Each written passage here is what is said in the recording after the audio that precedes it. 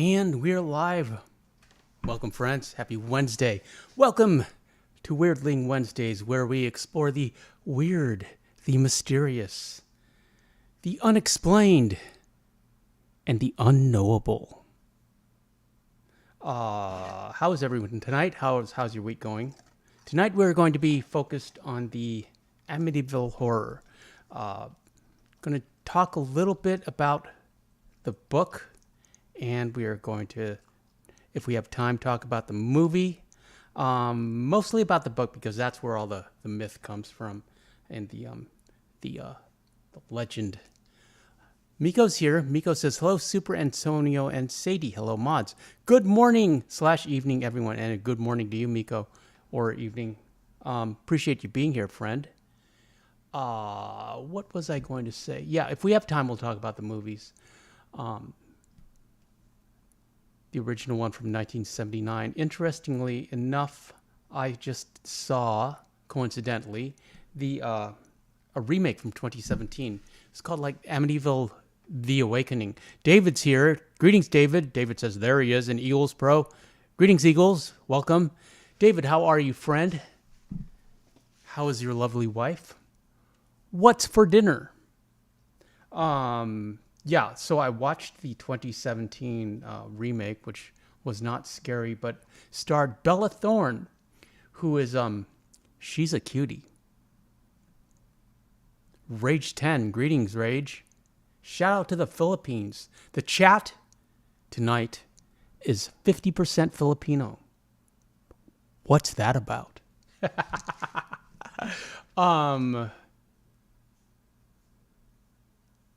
What else?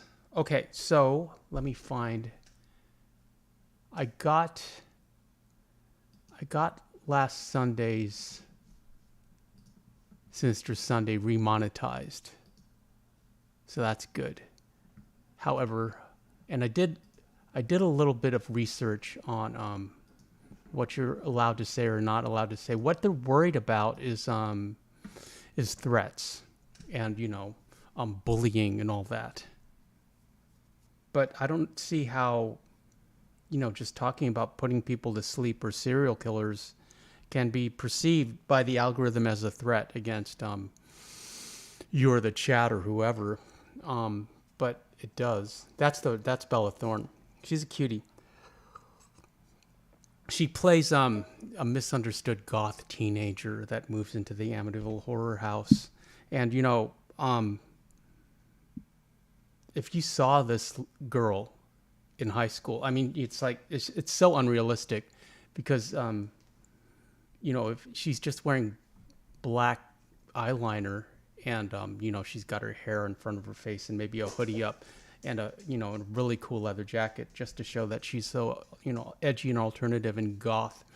But if you saw this girl, and the mean girls are really mean to her, but, if you saw this, like, basically 21-year-old supermodel in your high school, literally the prettiest girl in school, she would immediately become the most popular girl in school. She would those mean girls they would be worshiping her. And she does have like a star quality to her that I found interesting. But yeah, she was completely wrong for the role, but very easy on the eyes. Rage says, I was watching one of your videos, but you had a live, so I'm here. I appreciate you being here, Rage. And David had chicken with rice and salad and garlic bread. That sounds delicious, David. And David saw Sadie for a moment, but Sadie moved on. She needed some water. I always encourage her to drink water because she always drinks at the last minute. And now she's under the desk again, but we'll bring her back. Okay, are we ready to start the Amityville horror? I'm going to talk mostly about the book tonight. And if we have time, we'll talk about the 1979 movie because the book is where like all the mythology of this house comes from. So the Amityville Horror, to quote Wikipedia, is a book by American author Jay Anson, published in September 1977. It is also the basis of a series of films released from 1979 onward. The book is based on claims of paranormal experiences by the Lutz family, but has led to controversy and lawsuits over its truthfulness. Okay, now here is the historical basis. Batzaro is here. Greetings, Batzaro. Howdy, y'all, Batzaro says. Welcome. Okay, these are the facts. This is what happened. Everything else is speculation and embellishment. Okay? On November 13th, 1974, Ronald DeFeo Jr. PewDiePied and slept 6 members of his family at 112 Ocean Avenue, a large Dutch colonial house situated in a suburban neighborhood in Amityville on the south shore of Long Island, New York. He was convicted of second degree, you would think it would have been first degree, sleeping in November 1975 and sentenced to 6 terms of 25 years to life in prison. DeFeo died in prison in March 2021. I haven't really read up on the putting people to sleep. I have to be very careful about what I say. The algorithm is always listening. But second degree, you'd think it'd be first degree. I bet it's because diminished capacity or craziness. He said that demons were speaking to him. So that's where you get the demonic angle. But that might have just been his defense. In December 1975, this is also true. George and Kathy Lutz and their 3 children and their dog, Harry, moved into the house. After 28 days, the Lutzes fled the house, claiming to have been terrorized by paranormal phenomenon while living there. What's that about? And the movie starred James Brolin, Josh Brolin's dad, as George Lutz. So Thanos' dad, and also Margot Kidder, the original Lois Lane, as Kathy Lutz. Okay, so let's talk about the book. The book is a fictionalized account of the 28 days that the Lutzes occupied this house. The book describes the house at 112 Ocean Avenue, which is still there, as remaining empty for 13 months after the DeFeo sleepings. Got to think of a better word. Deletions, cancellations. Yeah, the DeFeo cancellations. Because the algorithm likes cancellations. In December 1975, George and Kathleen Lutz bought the house for what was considered to be a bargain price of $80,000. $80,000 for 5 bedrooms, even in 1975, that's crazy. Was built in a Dutch colonial style and had a distinctive gambrel roof. It also had a swimming pool and a boathouse, as it was located on a canal. $80,000 with a water view. I don't care if it's a cancellation house. George and Kathy married in 1975 and each had their own homes, but they wanted a fresh start with a new property. Kathy had 3 children from a previous marriage, Daniel, 9, Christopher, 7, and Melissa, 5. They also owned a crossbreed Malamute Labrador dog, David, named Harry. During their first inspection of the house, the real estate broker disclosed to them about the DeFeo cancellations and asked if this would affect their decision. After discussing the matter, they decided it was not a problem. Yeah, you have to disclose that. The Lutz family moved in on December 18th, 1975, a week before Christmas. I wonder if that's significant. Much of the DeFeo's family furniture was still in the house because it was included for $400 as part of the deal. A friend of George Lutz learned about the history of the house and insisted on having it blessed. At the time, George was a non-practicing Methodist and had no experience of what this would entail. Kathy was a non-practicing Catholic and explained the process. George knew a Catholic priest named Father Ray who agreed to carry out the house blessing in Anson's book, Real Life Priest Father Ralph J. Pecoraro, is referred to as Father Mancuso for privacy reasons. Father Mancuso was a lawyer, judge of the Catholic court, and psychotherapist who lived, sounds like a Jesuit, another Jesuit, who lived at the local Sacred Heart Rectory. He arrived to perform the blessing while George and Kathy were unpacking their belongings on the afternoon of December 18th and went into the building to carry out the rites. When he flicked the first holy water and began to pray, he heard a masculine voice demand that he get out. Get out. Rod Steiger played Father Mancuso in the movie. Get out. When leaving the house, Father Mancuso did not mention this incident to either George or Kathy. On December 24th, Christmas Eve, 1975, Father Mancuso called George Lutz and advised him to stay out of the second-floor room where he had heard the mysterious voice, the former bedroom of Mark and John Matthew DeFeo, that Kathy planned to use as a sewing room, but the call was cut short by static. So the older brother, Ronald, canceled his entire family, all six of them, in their bed with a shotgun while they were sleeping for no apparent reason. But he was also like a known drug user, probably high at the time, and he said that demons were talking to him. Following his visit to the house, Father Mancuso allegedly developed a high fever and blisters on his hands, similar to stigmata.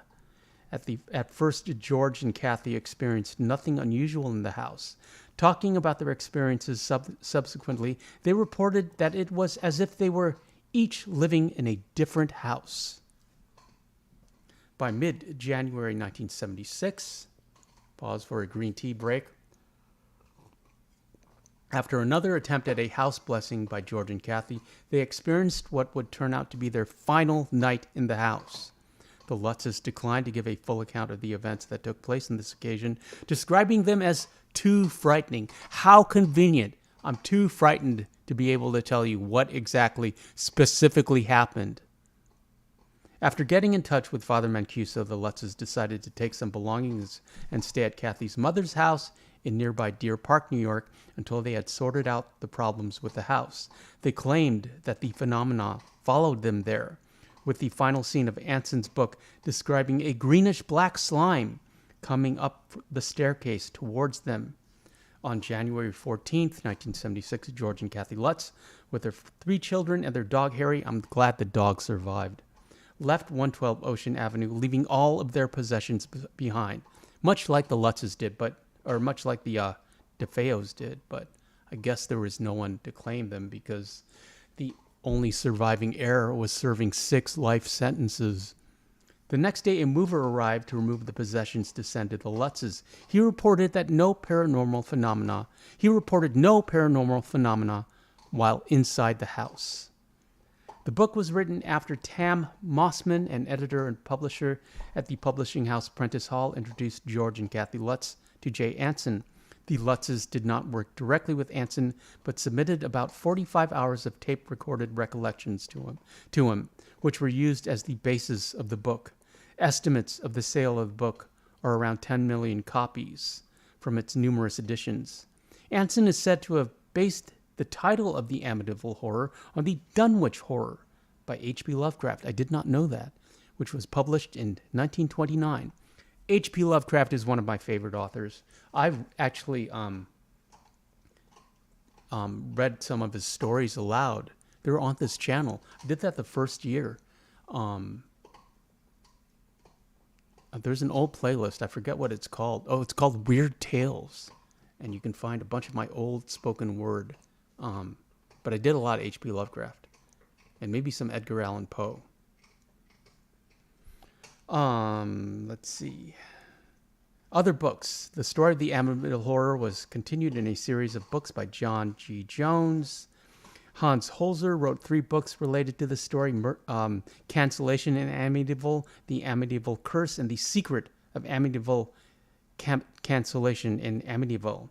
was used as the basis of the 1982 film Amityville 2, The Possession, and the 1990 film The Amityville Curse was based on the book of the same name.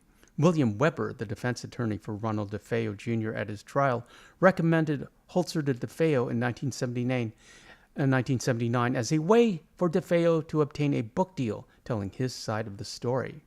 The 1983 film Amityville 3D was also turned into a novelization by Gordon McGill. Mentally Ill in Amityville, a factual account of the case by Will Saviv, was published in 2008. Disputes over accuracy. Let me pause for a drink of water.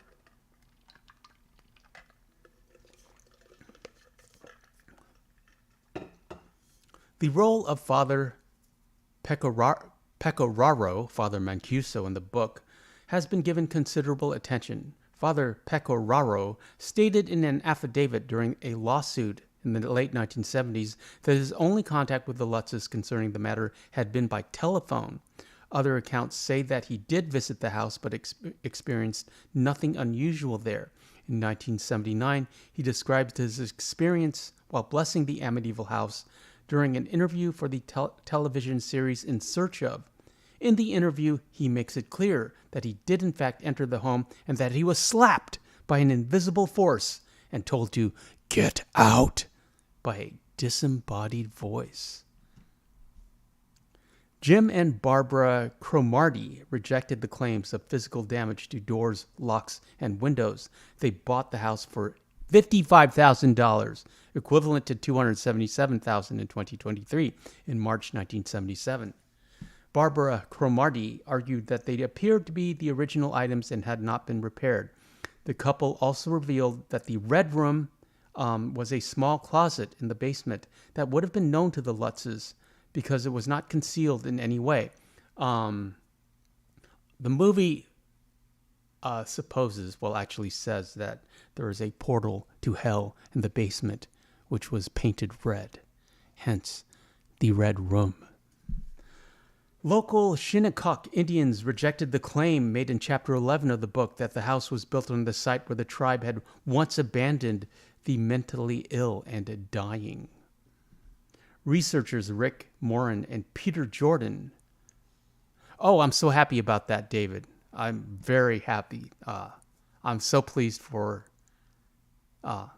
David says Mr. Superantonio Starhearts received the package.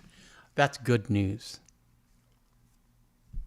Well done, David, and thank you for that. Thank you for sending that. I appreciate that, friend. Researchers Rick Morin and Peter Jordan rejected the claim of cloven hoof prints in the snow on January 1st. Their investigation revealed that there had been no snowfall at that time. A liar. It's a fictionalized account. No neighbor reported anything unusual during the time that the Lutzes were living there. Police officers are depicted visiting the house in the book and 1979 film, but records show that the Lutzes did not call the police. And there is no bar in Amityville called the Witcher's Brew at the time. So, if your lovely wife Christina wants to go to the bar, the Witch's Brew, it may exist now, but it did not in 1979 or 6. Stephen Kaplan and other critics have pointed out that changes were made to the book as it was reprinted in different editions. In the original hardcover edition, Father Pecораro's car is called an old tan Ford, and he experiences an incident in which the hood flies up against the windshield while he is driving. In later editions, the car is described as a Chevrolet Vega, before reverting to a Ford. What's that about? In May 1977, George and Kathy Lutz filed a lawsuit against William Weber, the defense lawyer for Ronald DeFeo Jr., Paul Hoffman, a writer working on an account of the hauntings, Bernard Burton, and Frederick Mars, both alleged clairvoyants who had examined the house, along with Good Housekeeping magazine, the New York Sunday News, and the Hearst Corporation. The Lutzes alleged misappropriation of names for trade purposes, invasion of privacy, and mental distress. The claims against the news corporations, I'm seeing dollar signs with mental distress and Hearst Corporation. The claims against the news corporations were dropped, and the remaining of the lawsuit was heard by Brooklyn District Court Judge Jack B. Weinstein. In September 1979, Judge Weinstein dismissed the Lutz's claims. Oh, that's too bad. It seemed like a cash grab to me. In the September 17th, 1979 issue of People magazine, William Weber wrote, "I know this book is a hoax. We created this horror story over many bottles of wine."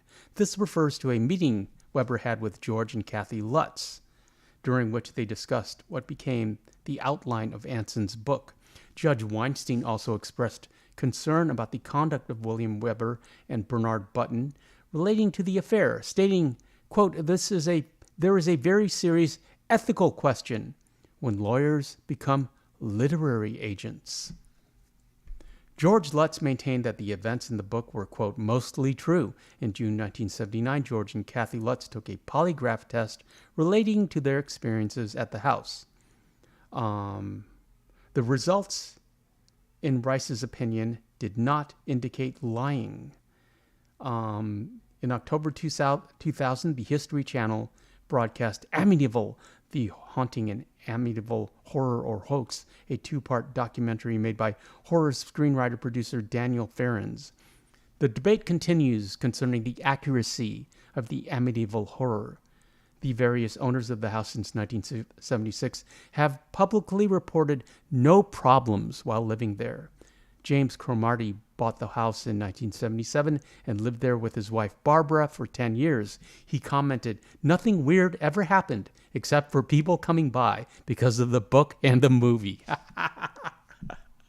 Okay, I wanted to read the film list, and it looks like we shall have time to talk about the movie. Okay, there have been so many movies based on this incident and just putting the word Amityville in the title. Okay, here we go. We have the original, the Amityville Horror in 1979. Then we have Amityville 2, The Possession, 1982. Amityville 3D, Part 3, in 1983. Amityville 4, The Evil Escapes, from 1989. The Amityville Curse, in 1990. Amityville, It's About Time, in 1992. Amityville, A New Generation, 1993. Amityville, The Dollhouse, from 1996. The Amityville Horror is a 2005 remake. That's the one with Ryan, the Deadpool Ryan guy. That Ryan. I want to say Ryan Gosling, but it's not Ryan Gosling.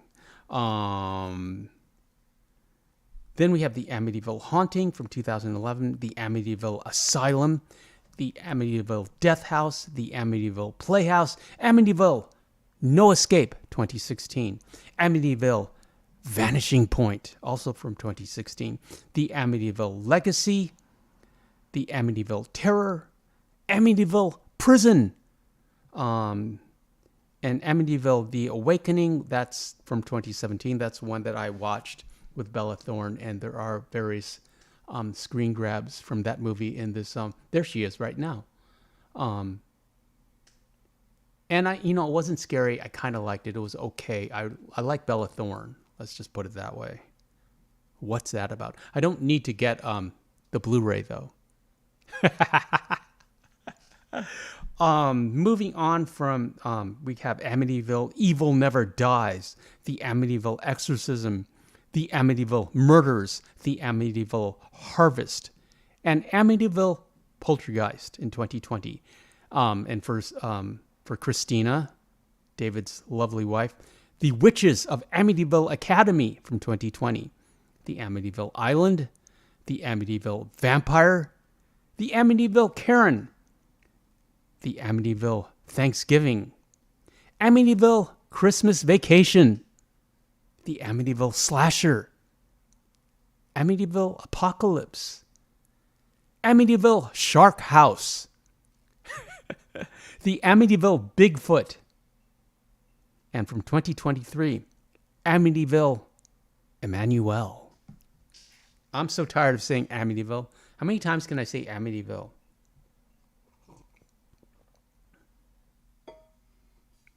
Let's see. The 1979 film based on Jay Anson's novel is the best known in the series. James Brolin and Margot Kidder portray the couple George and Kathy Lutz.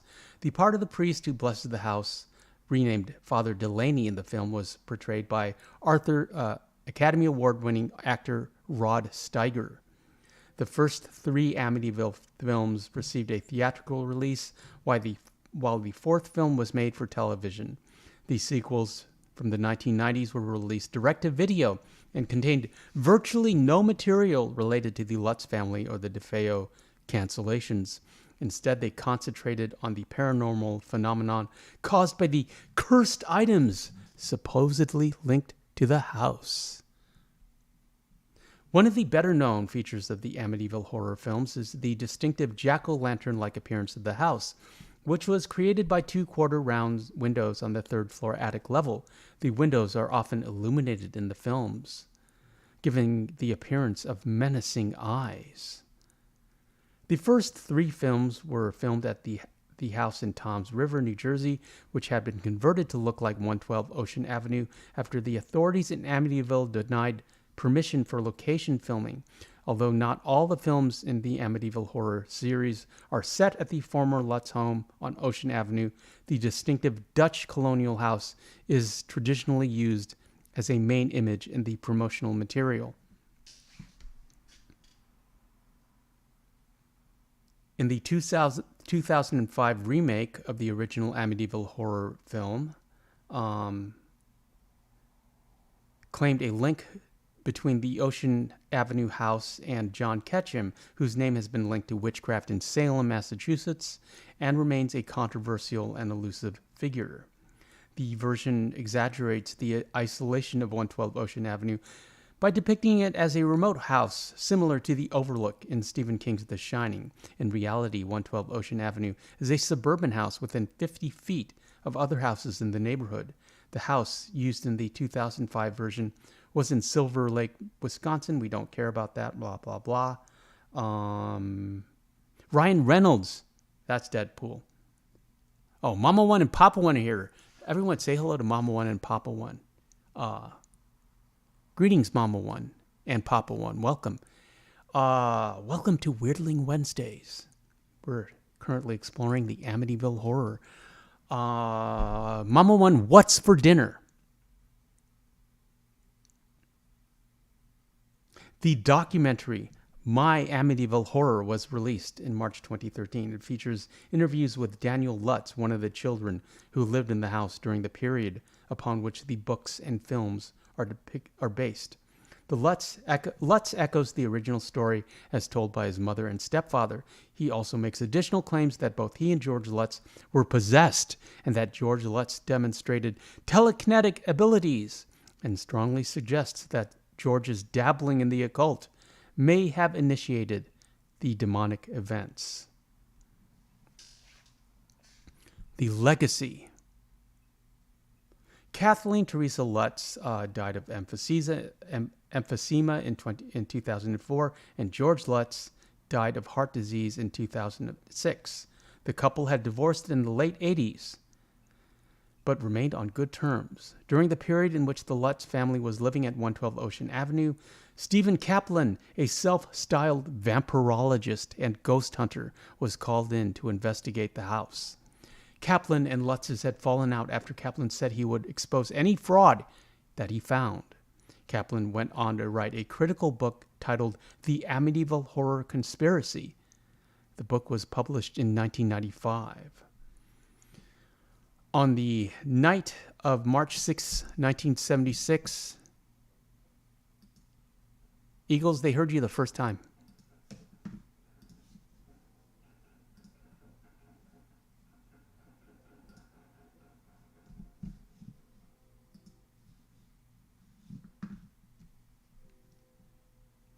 The house was investigated by Ed and Lorraine Warren, a husband and wife team self-described as demonologists, together with a crew from the television station Channel 5 New York and reporter Michael Linder of WNEW-FM.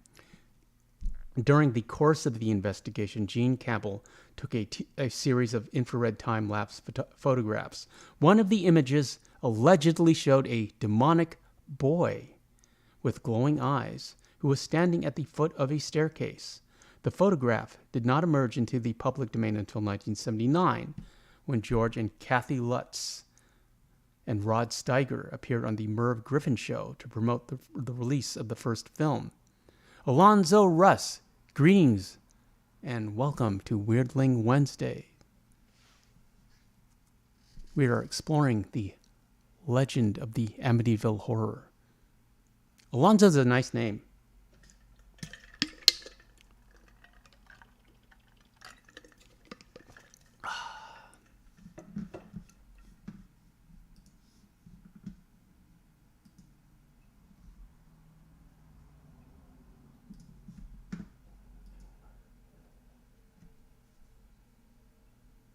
Mama once says, tonight was a special meal that took a lot of prep. We had 2 geese. Wow. That slow roasted in the oven from 5 in the morning to 6 at night. I used basil, cloves, and a rub of poultry seasoning and salt.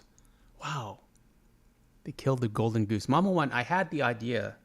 We'll talk later after I finish with this with the Amityville Horror, but I thought you might want to consider live streaming your chicken coop because it would be funny and would get a lot of views. People are interested in that. People are interested in homesteading.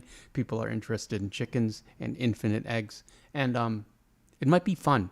You might enjoy that.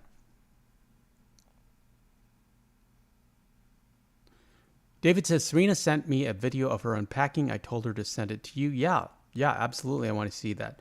And Mama One continues, I made rice with duck gravy, rolls, steamed vegetables, and then some homemade brownies. Wow. That sounds delicious, Mama One, as always. You make the best meals. Moving on, the Warrens and Holzer suggested that the house is occupied by malevolent spirits due to its history, and the Warrens' visit to the house was depicted in the 2016 film The Conjuring 2. Wow. I did not know that. Now I want to rewatch The Conjuring 2. The house known as 112 Ocean Avenue still exists, but it has been renovated and the address changed to discourage sightseers from visiting it. The quarter-round windows have been removed, and the house looks considerably different from its depiction in the films. The house in Toms River, used as the location for the first 3 films, has also been modified for the same reason. The local residents and authorities in Amityville, New York are unhappy with the attention that the Amityville Horror brings to town. You'd think they would be happy because it would bring a lot of tourists, like Salem. They should just lean into it and tend to decline requests to discuss it publicly. The website of the Amityville Historical Society makes no mention of the cancellations by Ronald DeFeo Jr. in 1974 or the period that the Lutz family lived at 112 Ocean Avenue. When the History Channel made its documentary in 2000, no member of the Historical Society would discuss the matter on camera. The episode of CSI New York, first broadcast on October 31st, 2007, was a Halloween edition based on the Amityville Horror, entitled Boo. It featured a house in Amityville where a family had died in similar circumstances to the DeFeo cancellations. Algorithm isn't going to catch me this time. Okay, moving on to the original Amityville Horror 1979 film. The Amityville Horror is a 1979 American supernatural horror film directed by Stuart Rosenberg. He directed Cool Hand Luke. David. And starring James Brolin, That's Josh Brolin's dad, Margot Kidder, and Rod Steiger. The film follows a young couple who purchases a home haunted by combative supernatural forces. Let's see. So it was a best-selling book, and they made a movie out of it. In his 1981 nonfiction book Danse Macabre, horror author Stephen King interprets the film as a parable on the anxieties of home ownership and financial ruin, citing the economic crisis of the 1970s and the film's frequent references to financial matters, a reading which has been similarly assessed by other film scholars. Yeah, one of the problems, there's a lot of, in the movie at least, is they're trapped in the home because all their money's tied into it and they can't get their money out. And there's a lot of financial strain between George and Kathy Lutz. So, the plot of the movie. Let me drink a little water. Yeah, Mama One. It might, add an additional income stream. And even if it just paid for chicken feed, literally paid for your chicken feed, it would just be fun. And who knows where it would lead. And you have to have a light in there anyways for heat, don't you? I would assume. But, yeah, you might want to look into it. It would be fun. As long as it's not, identifiable, and you're not, doxing yourself. In the early morning hours of November 13th, 1974, Ronald DeFeo Jr. cancels his entire family with a rifle at their home at 112 Ocean Avenue in Amityville, New York. 1 year later, newlyweds George and Kathy Lutz move into the house with Kathy's 3 children from a prior marriage, Greg, Matt, and Amy. Despite George's how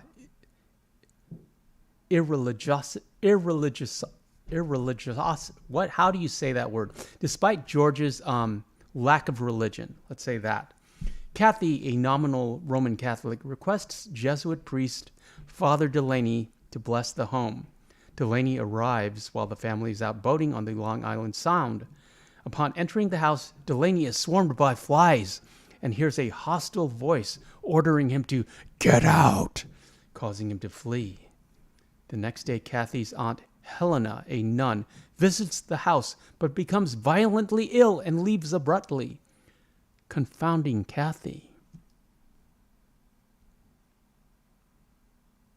The Lutz's domestic life begins a sharp decline over the ensuing weeks.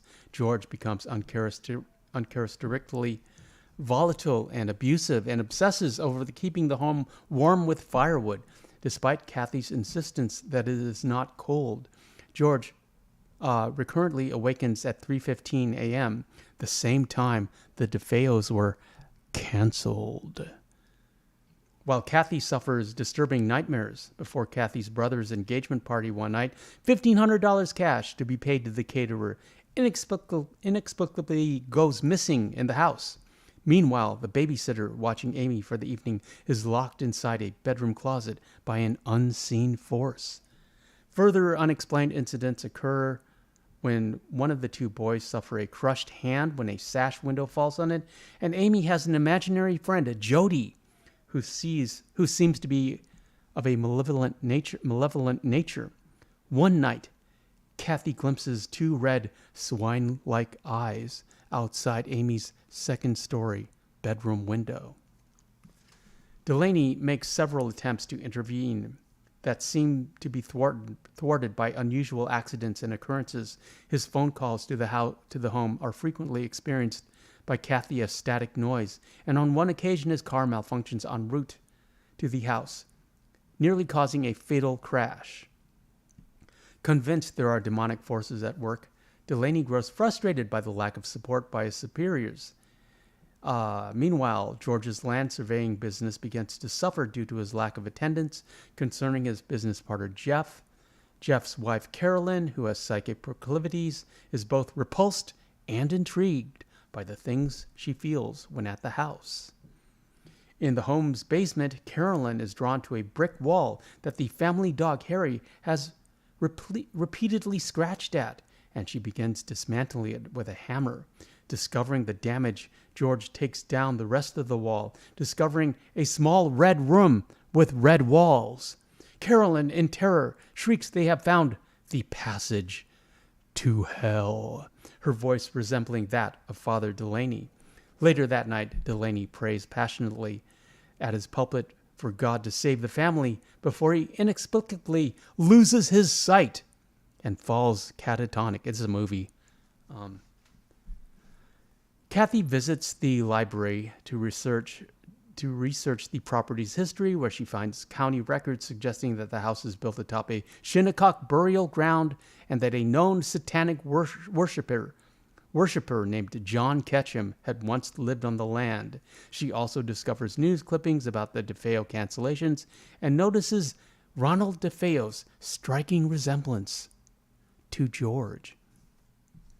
The paranormal events culminate that night during a rainstorm. Blood oozes from the walls and drips down the staircase. Jody, appearing as a large red-eyed pig, is seen through the window. A seemingly possessed George attempts to cancel the children with an axe, but regains his wits after Kathy intervenes. After falling through the basement stairs into a pit of black sludge while rescuing Harry, I'm glad they saved the dog, and George and the rest of the family drive away, abandoning their home and belongings. A closing title reads, George and Kathleen Lutz and their family never reclaimed their house or their personal belongings. Today, they live in another state. What's that about?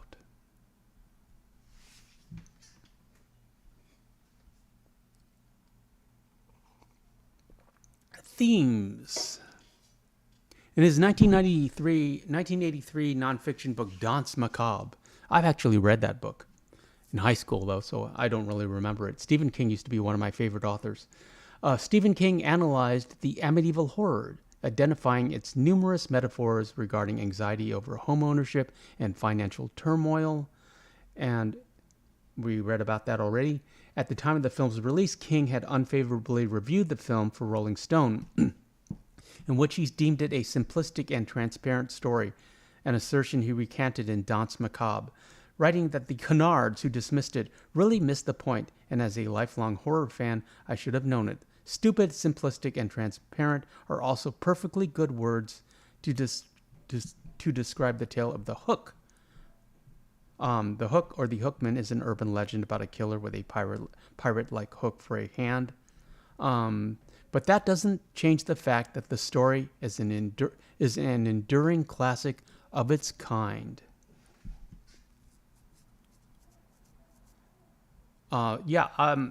He used to be one of my favorite authors. He's gotten way too political. He gets in fights on Twitter. Incidentally, you can follow me on Xwitter at Red Superantonio,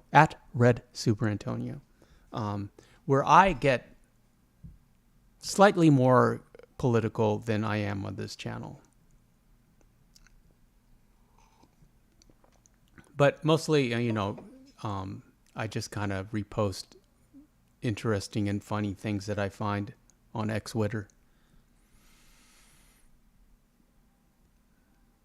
King attributed the film's significant commercial success to audience identifying with the lead characters, a middle-class couple who take a large financial risk in purchasing a home, only for it to have dire interpersonal consequences within the family. Summarizing its thematic core, he wrote, "The Amityville horror, beneath its ghost story exterior, is really a financial demolition derby."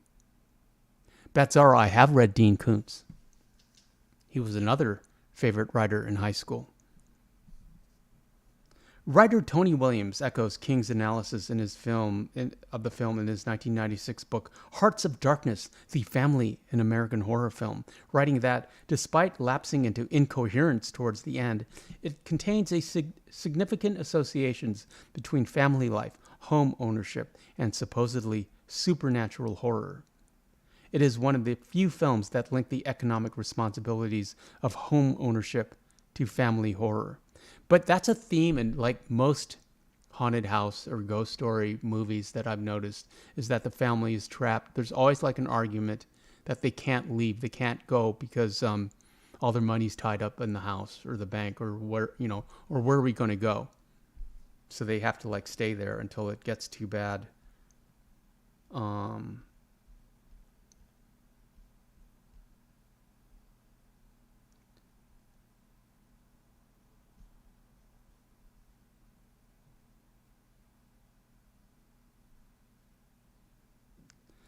Legacy. Despite its largely unfavorable critical reception at the time of its original release, the Amityville Horror has been described as a classic of the horror genre by a number of critics and film historians, as well as being regarded as one of the scariest films of all time. Is it, though? Is it really? Cultural critic Nicholas Mirzoeff wrote in 2012 that the vulnerability of the local house body has become part of a wider cultural web of implication ever since the film's release. Summarizing in Stuart Rosenberg's film, when George Lutz decides to move into the house, he declares, "A house has no memory." The rest of the film, and this genre of recent horror cinema in general, is dedicated to refuting that proposition. I remember, I think it is in Salem's Lot, where Stephen King refers to a house as a battery cell, an empty battery cell, but it can get charged with negative or evil emotion, depending on who lived there before. I like that theory, and that's what I feel that I've experienced in my personal life. The British Film Institute included it in a top 10 list of great haunted house films in 2013, noting that the half-baked debate over how much of this really happened tends to obscure the fact that it is rather a good haunted house chiller that didn't really deserve the critical drubbing it got when it was first released. Esquire ranked it as the 5th scariest haunted house film ever made.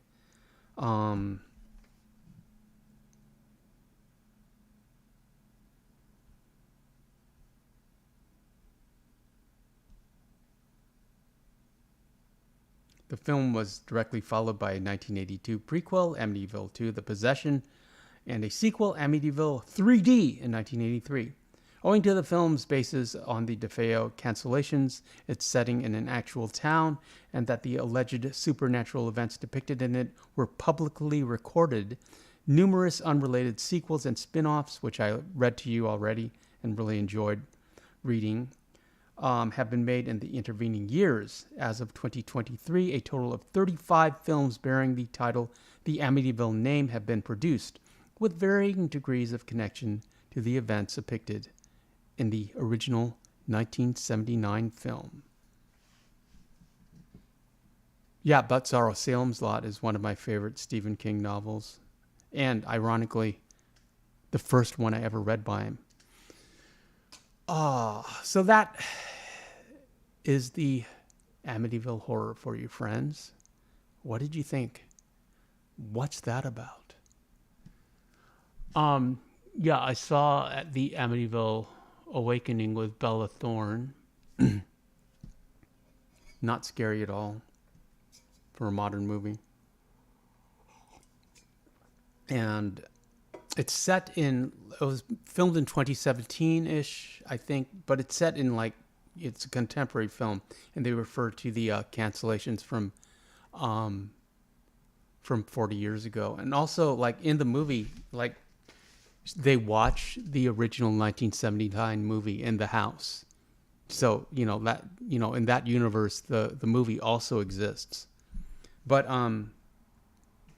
I'll go ahead and spoil it for you. But she has a twin brother who is on life support in one of that, because he's a quadriplegic. He broke his neck or something, and he seems to be in a vegetative state. But then they hook him up to a Stephen Hawking computer so he can talk to them, and he gets possessed by whatever demon is in the house, and he's walking around and stuff and canceling people. So that's a movie. And there's also a dog in that movie too. But that dog, irritatingly enough, I'm spoiling for you, does not survive. Mama One says we do have lights in the coops. Heat is an added bonus. We won't worry about releasing our address. We have we have guns and farm dogs. LOL. Yeah, if you have lights already, I mean, it would be a minimal power outlay. I mean, to add a camera there. So I guess it would depend on your internet and how good your internet is. And even if you don't do a live stream, you could just film them for like 8 hours and put that up. I don't know what your. Let me check out your channel if you have one.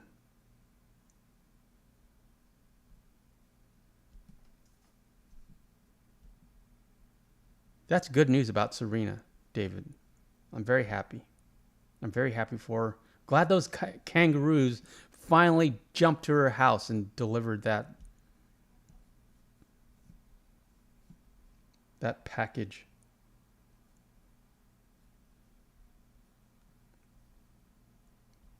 Go to channel. David says, hit that like button, fellers and fellerettes. Yeah, you have some videos. Well done. You won't be able to live stream until you have 500 subscribers. But you could just upload chicken videos, and talk about your chickens or something. It's like everyone, well, no, there's a niche audience that is interested in like chicken videos and like chicken maintenance and live streaming chicken. But yeah, you could absolutely do that, and that'd be fun.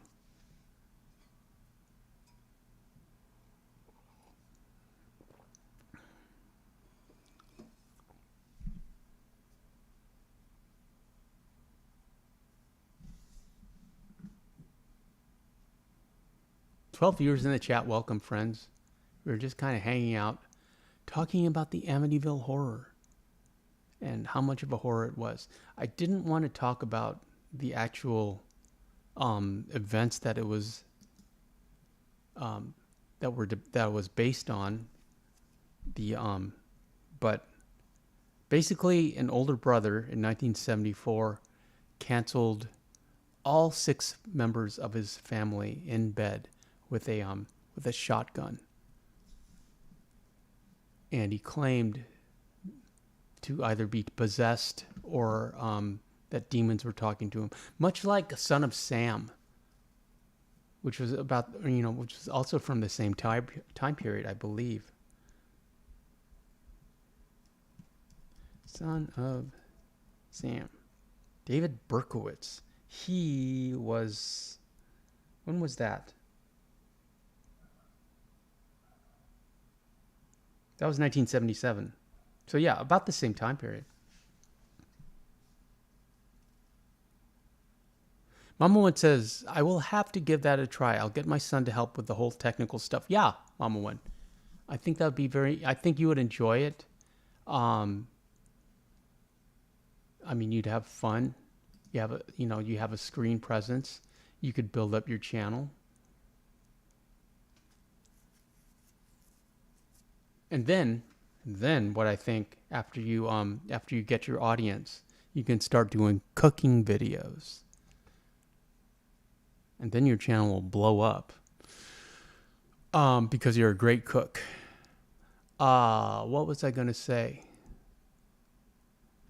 I had some ideas for more Sinister Sundays. I'm really enjoying this series.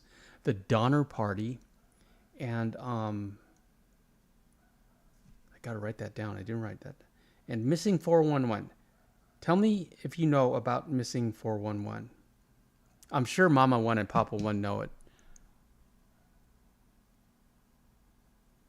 Yeah, Papa, I can't say the actual word.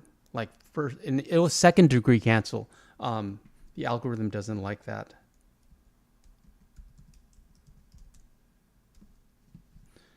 Yeah, Missing 411 is a series of books and films which document cases of people who have gone missing in national parks and elsewhere, and assert these cases are unusual and mysterious, contrary to data analysis which suggests that they are not actually statistically mysterious or even unexpected.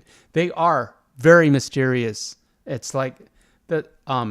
There's a big cover-up by the government. No, I don't know if there's a cover-up, but it seems like it's mysterious. Okay, Mama One, if you're interested, then yeah, you should absolutely do it. Mama One says that would be awesome and a dream come true for a cooking channel. You could absolutely do it, and I'll give you any help I can. I'll help you in any way I can.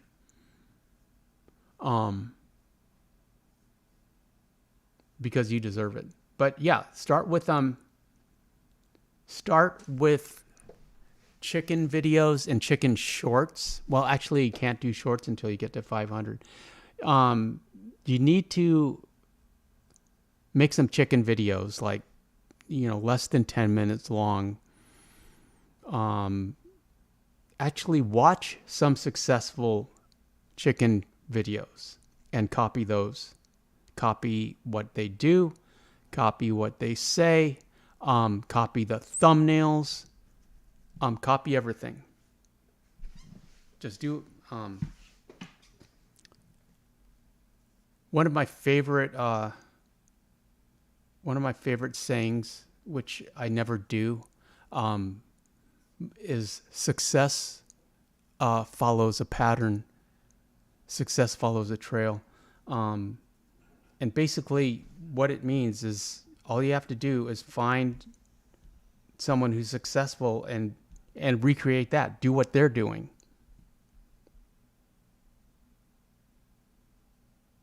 Mama One says, okay, I will get my son to help me with setting up a camera. Yeah. I mean, you've got power in there and you've got lights. It's perfect. And then maybe, like in cameras, web cameras especially are cheap. So maybe you could set up a second cam so you can get like two views, like an overhead and then like a chicken view, like on the ground.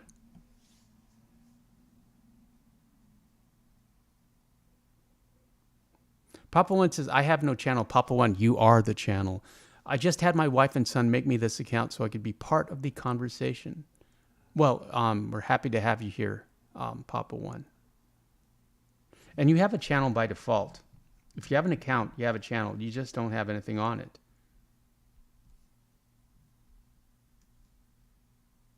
See, I went to your channel right now. Oh, that dog is cute. She does look like Sadie. I can see where... Yeah, that is a full-on Jack Russell. And Sadie would be a giant Jack Russell. Hup, hup. Okay. That's about all I have for you tonight, friends. I really appreciate you being here, as always. Bring Sadie back. I forgot to show Sadie off to Mama One and Papa One. Say hi to Mama One and Papa One and the Batzaro. Appreciate you all for being here. We shall return on Fridays for Free Roam Fridays. On Fridays, we free roam. Saturday Horse Show. I had an idea what it was. Completely forgot what it is right now. Let's see if I can look it up.